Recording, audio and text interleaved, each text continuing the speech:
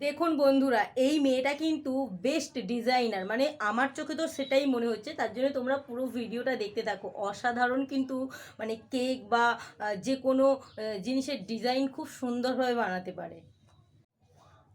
এটা তো চকলেট মনে হচ্ছে না? আচ্ছা, চকলেট দিয়ে ছুরি দিয়ে কেটে নিল। Very good. Wow, roll very tasty.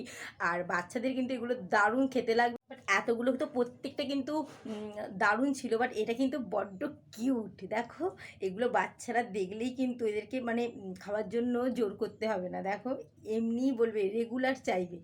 But অসাধারণ কিন্তু।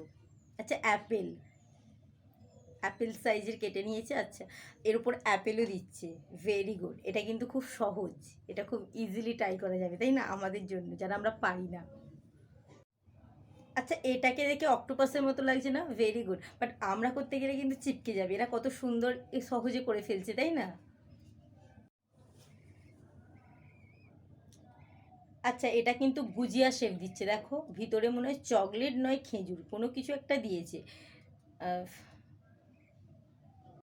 এটা না মোমো শেপ দিচ্ছে। দেখো, আমরা বাড়িতে মোমো বানালে কিন্তু এরকমভাবে বানিয়ে থাকে, তবে এত সুন্দর হয় না। আবার গাছ মানে পাতার মতোও লাগছে, দেখতে কিন্তু দারুণ লাগছে।